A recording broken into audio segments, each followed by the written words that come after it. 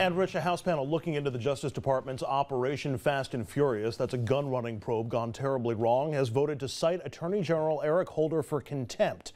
Finger pointing on both sides of the aisle has grown even more harsh after the White House invoked executive privilege over the release of internal documents.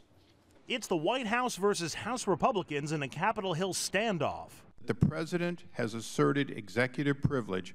For the first time, President Obama invoked executive privilege to withhold hundreds of documents related to the flawed Fast and Furious gun-running program. Today, the House Oversight Committee, led by Republican Darrell Issa, voted to cite Attorney General Eric Holder for contempt of Congress for not turning over the documents it requested.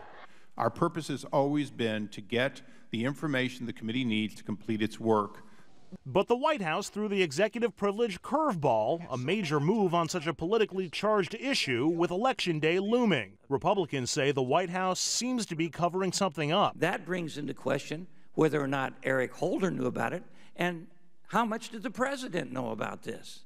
But Democrats said the whole thing was just a waste of time and Holder cannot provide any more documents. You accuse him of a cover-up for protecting documents that he was prohibited by law from producing.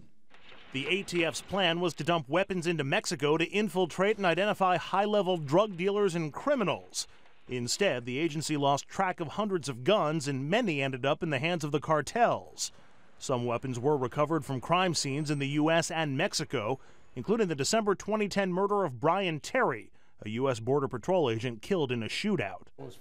Terry's family saying today that that executive privilege claim compounds their tragedy and denies them and the American people the truth. Rich? All right, Andrew, let's bring in the table on this. Of course, you got Dominic Carter here. And in addition to Andrew, we also have David Webb, radio talk show host and spokesman for the National Tea Party Federation. All right. Andrew, you set this thing up. Listen, there were screw-ups with this thing, no doubt. But it seems from the party line vote, there's a legitimate question if people are just seeking the truth here or they're trying to score political points. What's your vantage point? Well, I think everybody is trying to score political points on this from every single angle. The Republicans on the committee are looking to score points by besmirching the president or at least getting them enrolled in some sort of tarnish. I think the executive privilege claim was a little bit of political back and forth maneuvering, just a little way to stop or to try to stop Issa from issuing that contempt citation, or to make him look bad in the process, add another layer of partisanship to this whole thing. So I honestly do not put a lot of stock in this hearing. I don't put a lot of stock in this contempt citation.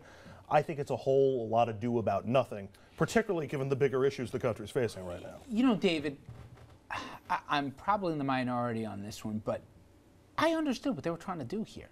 It wasn't the concept of what they were trying to do, given the horrific violence that's happening not just across the border, but on our side of it as well with these Mexican drug cartels.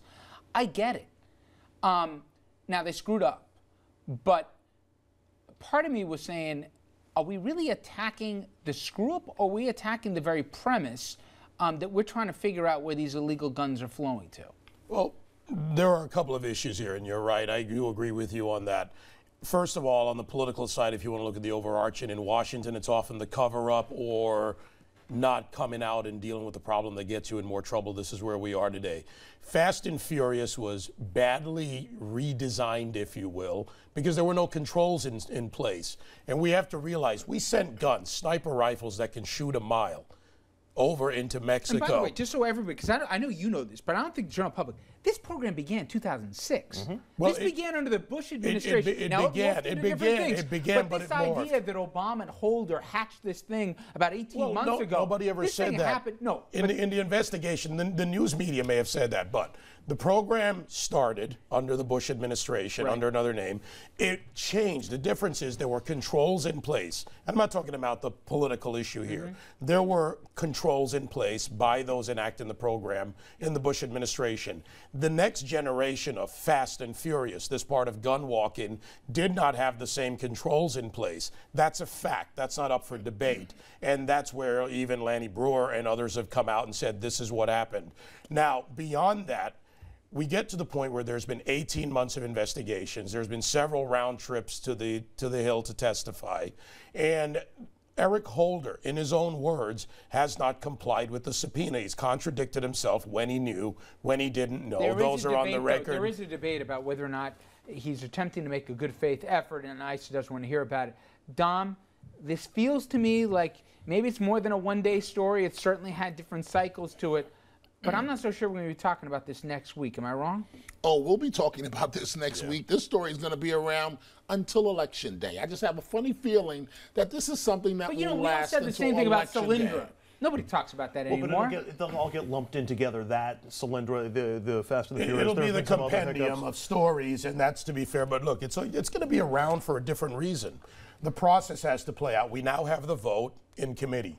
Then it has to go to the House floor for a vote. Well, there are procedures in place. Then there has to be, if there's a full vote on the House and then Eric Holder is held in contempt, then there's all that process. I stand corrected. We will be talking about this more.